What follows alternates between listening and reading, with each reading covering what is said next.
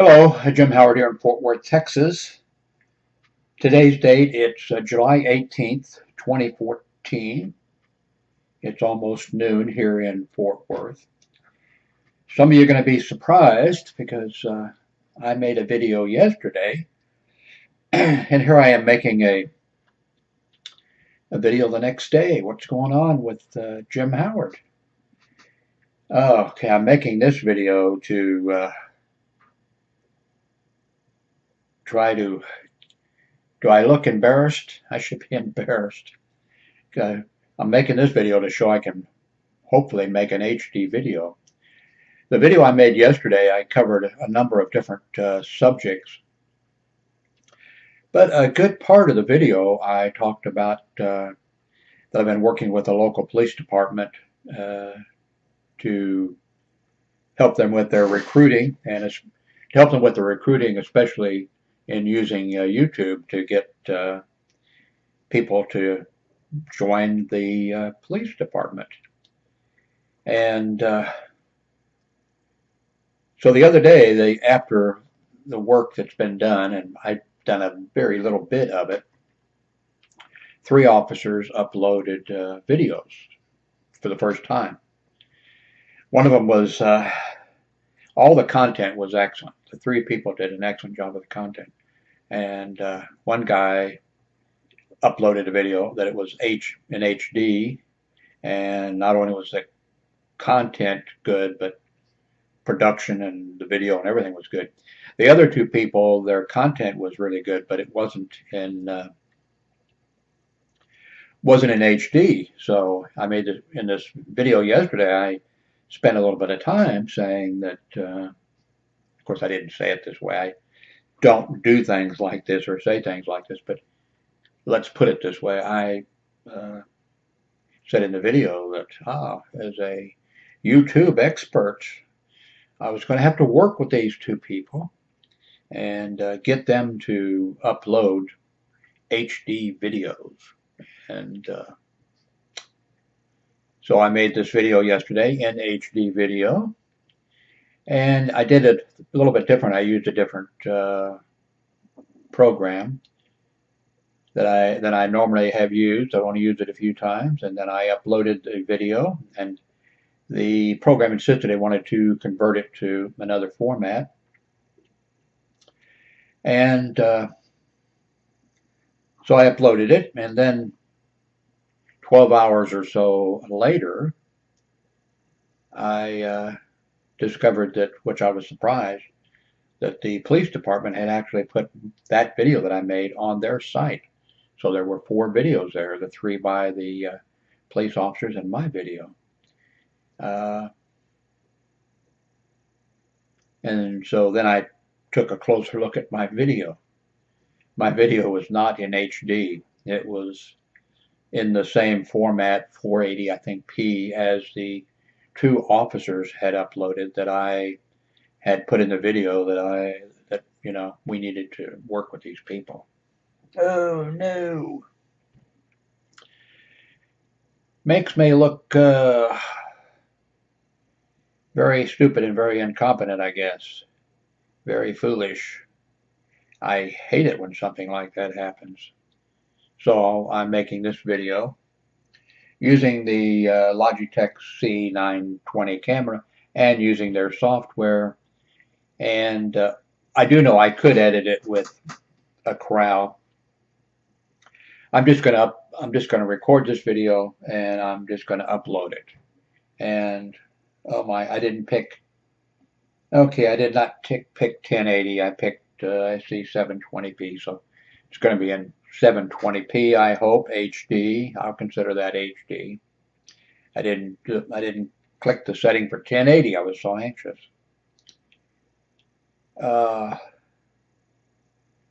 Really hate it when I love it when it goes the other way around. I hate it when I say something or do something and you really see how honestly stupid I really am. I prefer it the other way around, where I come out looking smart. There's probably an English word for the situation. But a few times I've had the situation where I didn't have to do or say anything, and somebody else does something that's really, they do the stupid thing, and I come out looking like, my God, this man, I don't know what the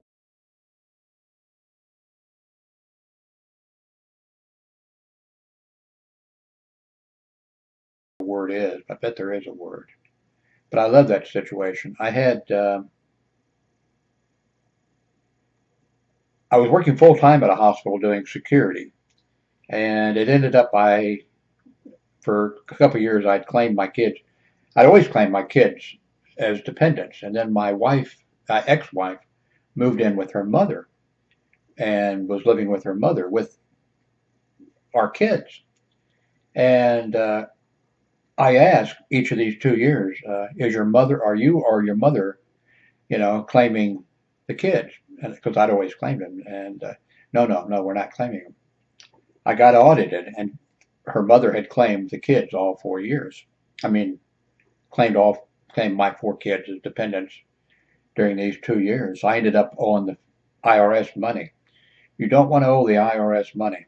Well, unless you're Clive and Bundy, I guess, or somebody like that. But if you're, a night watchman or whatever, you don't want to owe them money. They'll come and skin you alive.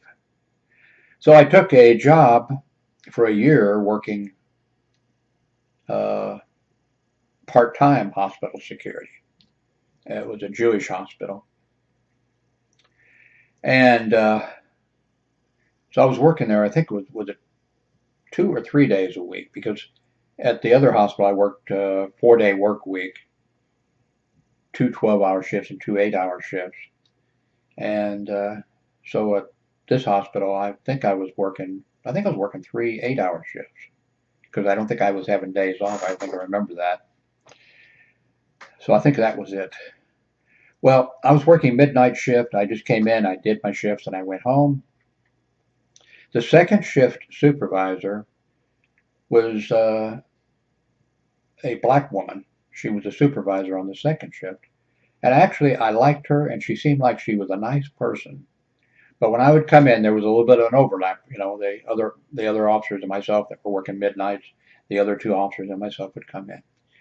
And just about every time that I came in, probably not every time, that would have really been bad, but she looked at me and she saw a old white man. I was a lot younger than I am now, but she still saw an old white man, and she'd make some type of a comment. If I said something or whatever, there was some type of a comment, something that she would say that like indicated that she was the same as saying that I was prejudiced, racially prejudiced. She didn't say, Jim Howard, you're racially prejudiced. She would just say something, and I can't remember what things that she would say, and I just ignored them. And I really thought it, of course, I was thinking, if you only knew how wrong you are. And I guess that's probably why, if I'd have probably been racist, I probably would have, started screaming at her and calling her the N-word or something, but I just thought, if you only knew. And so I'd worked there for months and months. And I guess I made a little schedule change. I hadn't paid any attention to, I wouldn't have probably remembered the name anyway. But I came in and she made some little snide comment or whatever, and I ignored it. And then this officer came in, and he said, Jim, I didn't know you worked here. And I said, well, I didn't know you worked here. A black officer, by the way. Young black officer came in. Jim, I didn't know you worked here. I said, I didn't know you worked here either. We shook hands or whatever. And I'd been the supervisor at another hospital, and I'd hired him in. There was racial problems in that hospital, and I don't have time to go into it, but I was the one who was fighting the racism. The old white guy. I mean, I really fought it. ended up firing a guy, and I had, my department head or whatever saying no, that he would not be fired for his racism. And I went to personnel, and the assistant director of personnel said, "Oh, Mr. Vernon Johnson, the director of personnel, is in Florida. He won't be back for a few days, and no, this person can't be fired." It'll be taken care of, when Mr. Johnson gets back. And I said, "No, it's going to be taken. You're the assistant director of the human resources department. Are you going to take care of it or not?" And she said, "Yeah, I'm not." So I went to administrative wing, went in to see the assistant administrator of the hospital, explained the situation to him, and the guy was, fired. There's more to it than that, a lot, and it's not just one incident. And so when this racism was happening in the department on the second shift, it ended up that our lieutenant or whatever, I was the day shift supervisor, but our lieutenant at the hospital had a heart attack and was out for at least 3 months. He had to have open heart surgery. They weren't sure if he'd come back. So the director of security said, "You're in charge until Emmanuel comes back, and he probably won't come back." And so I said, "Okay, well, I'm going to take care of the problem with," of course, my director of security was racist, but I said, "I'm going to take care of the problem of racism on the second shift. And when the second shift supervisor comes in, I'm going to bring him back here to your office, and I'm going to lay the law down to him.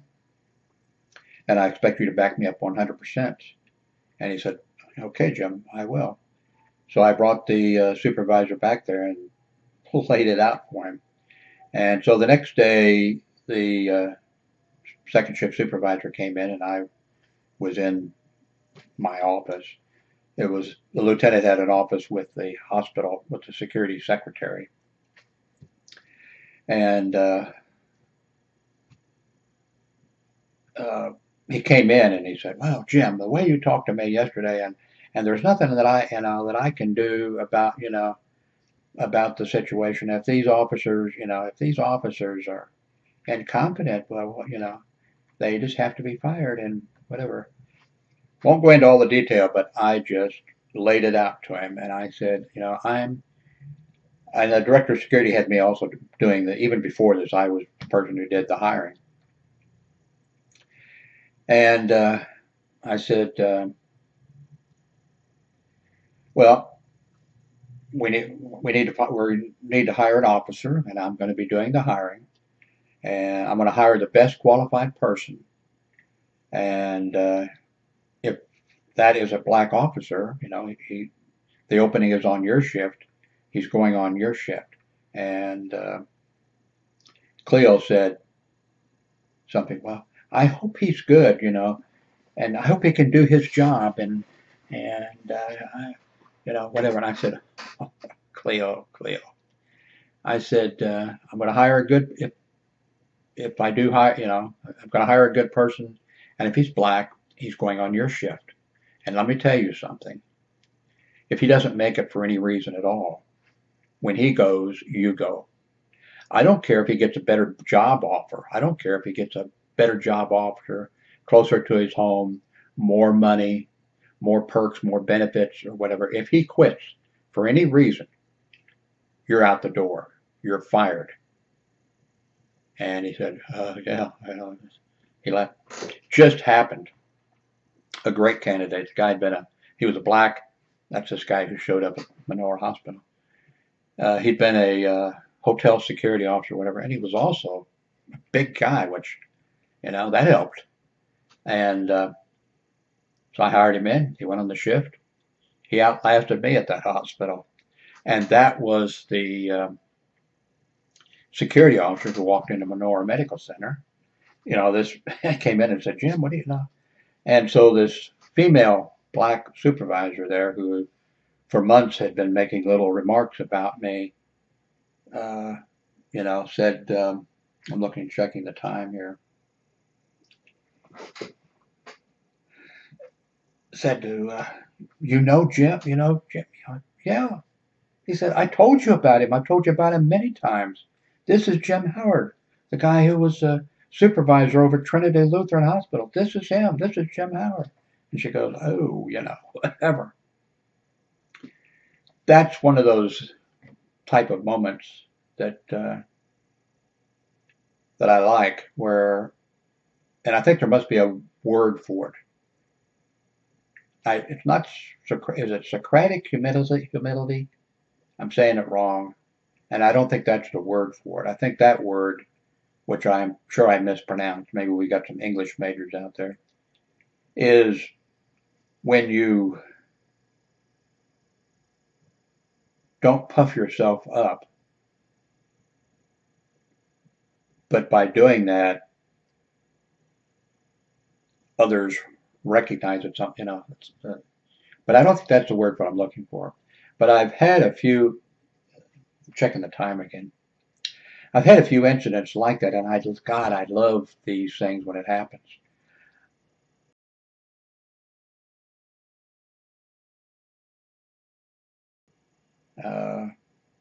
And the lead security officer, the lead supervisor, whatever, he was a prick. And of all the hospitals I worked at, with all the people that I worked at with, I put up with people who, and there was people that other people couldn't put up, other security on, and I made friends with them. People are a certain way and whatever. And I never, but this guy at this hospital was a royal prick, and he was stupid. And I had a run-in with him, and I did a grievance and won against him, and he was just totally stupid. He was gonna put me in my place and show me, and he had these things, well, okay, this is the reason you can't transfer to that other hospital. And I said, he gave me the reason, and I shot it down. And he said, well, the reason is, and he gave me a second reason, and I shot that one down. And then he said, well, the reason is you got a bad write-up. And I said, I've never gotten a bad write-up, not at the first hospital I worked at, not the second hospital I worked at, and not this hospital. And he said, well, you haven't got it yet. It's in the drawer. I haven't given it to you yet. Although he wouldn't be the one that did it. My supervisor was sitting, he'd have been the one. And I don't know if there was one even in the drawer. But I said, oh, great. I said, now I get to do a second grievance. I said, I think you're going to be sorry, And right away he caved in. Oh, Jim, we've known each other a long time. Well, you can go ahead and go to that other hospital, transfer to that other assignment at that other hospital. So I did that day. And he had just, that morning or the day before or whatever, he had just, we had a large department. We had two coming on, the shift going on, the shift coming in. And then he'd said, and, Jim, you won't be going out to, research Belton Hospital. We're sending out two brand new guys, we're sending out Fletcher and somebody else, brand new, just hired it. And I said, no, you're not. I said, I'll be going out there. No, you will, so this is what, and of course the next day I go out there. So I went out there where I wanted to be, and for the next few years, and I went out there, I got what I wanted, everything was forgotten as far as I was concerned. And then I was hearing people who would end up at the main hospital. Well, he would occasionally come out to relieve me for like a holiday or vacation day or something like that. And I'd come back and I'd say, that guy was saying, Jimmy, is he your supervisor? He was saying bad things about you. He was asking, does he ever sleep? Does he ever do this? Does he ever do, and they said, of course you don't, And then there'd be some, like an ER doctor come back, and there was two of them that came back at different times, and the doctor died, Jim, I said, I don't get mad. Well, there's this guy down at the hospital, and he said that you were a backstabbing, no good for me to watch my back and, stuff like that. So then, after that, every time his name was mentioned, which is the only time I ever did it in my 30 years of, working hospital and other jobs, I just unloaded on him. I was on a committee from that small hospital to the big hospital, you know, and there was one from each shift at the big hospital with the director of security. The director of security there one time says, what I'd like for you all to do is take and check with your other people and review your supervisor. You know, tell me on this, here's the form, check how you rate him or whatever. So, of course, this guy wasn't our supervisor. There was just two of us at this other hospital. I went out and I said to Fletcher, I said, I know what's going to happen when I go back for the, you know, in a month or two for this next meeting. I'm going to say, I don't know. Did you want us to rate so and so, you know, also? And I'm sure he'll say, well, go ahead and, yeah, if you did it, you know. And I said, so, you know, our supervisor here, Jim Nefco, I said to Fletch, I said, I'm, you know, the top, you know, whatever the top score was in every category, you know, he was great. And I said, for this other guy, I said, it's up to you, you know, we're two of us. He said, no, he's an asshole. And I said, I'm going to do it. I put him down to, you know. So a month or so later, go back to this meeting, you know, and he says, director of security says, did you, you know? And I said, I had the 2 sheets of paper there. I said, I don't know, did you want us to rate senior charge officer? And he said, well, if you did it. So I just slid it, you know, across to him, and he didn't like, because I knew he wouldn't like it because he used to come out, the director of security used to come out to the hospital every 2 or 3 months, and he came out one time and said something about, mentioned this senior supervisor's name, and I just unloaded on him. And he never came back, our the department director. He never came back. The only time he came back was when I had been reported for sexual, what do you call it when you, something. A nurse had turned me in for whatever, I can't remember what you call it. He came back for that investigation, and he came back. The only other time he came back in years was when a CEO, don't want to go into, you know, was, the guy was having some problems with alcohol or whatever, and the director of security said, well, you know,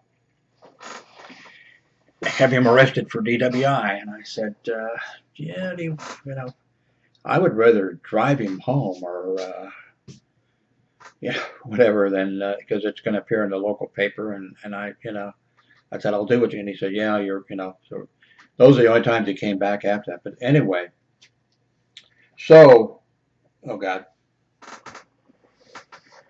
the time factor here. I got to finish this story.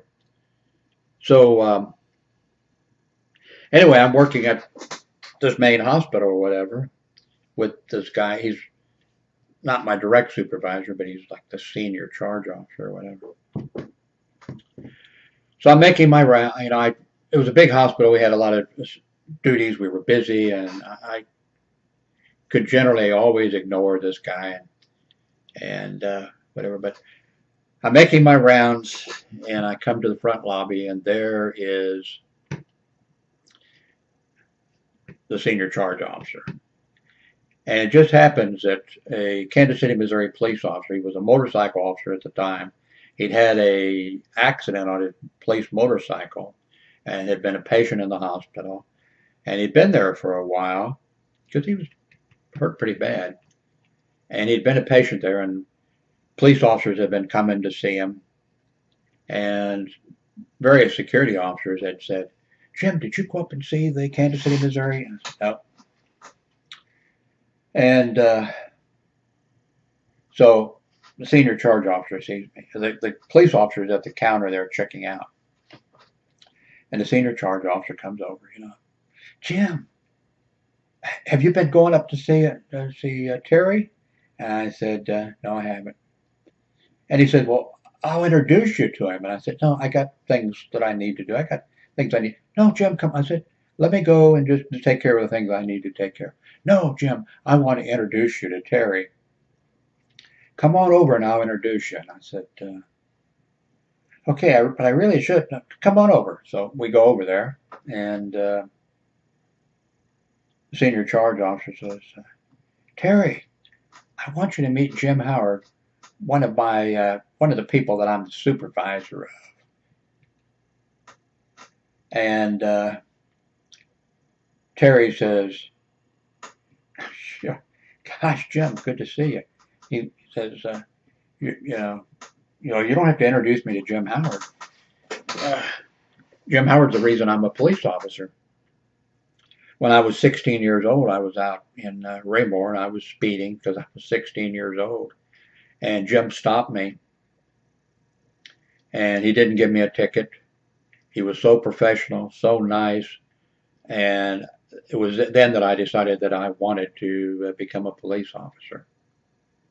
And so there's more to the story, but that's another one of those times I just loved it.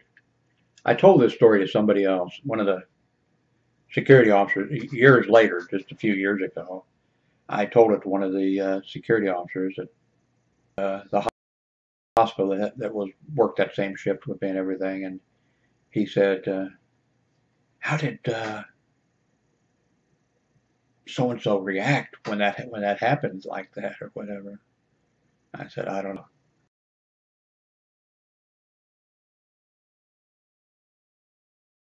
What a fucking idiot he was.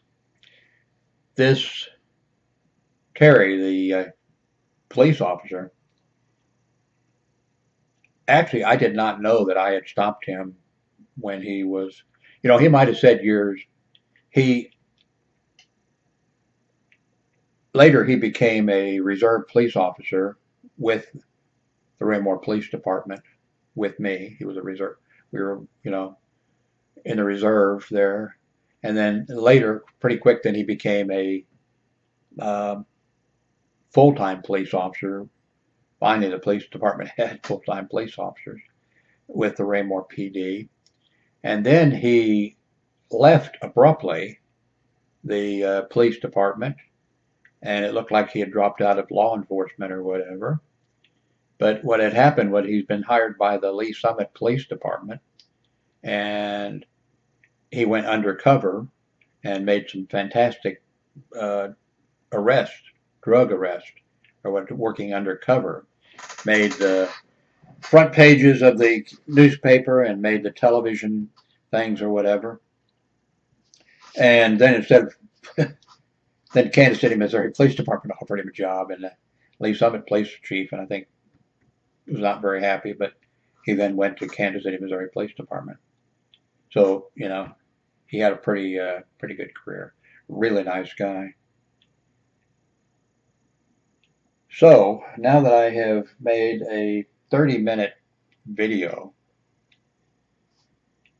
mea culpa, mea culpa, mea maxa culpa, through my fault, through my most grievous fault. I tell you what, I wonder how many of you have watched this thing all the way to the end. If you make a comment, I don't know, put something to let me know you watched it to the end. Put, I don't know, put something, just so I'll know. And this will earn you credit. There will be if you watch this entire video, there will be no purgatory for you. When you die, I'll give you my blessing. Now, that's it. Thanks for your blessing, Jim. That's the thing you can put if you put a comment, and I'll know. You can put thanks for the blessing, Jim. I will bless you now, in case you're Jewish or whatever. I will bless you now, and when you die, there'll be no purgatory for you, because you suffered enough and watched this entire video. You will go to the Almighty without going to purgatory. So saith Reverend Jim Howard.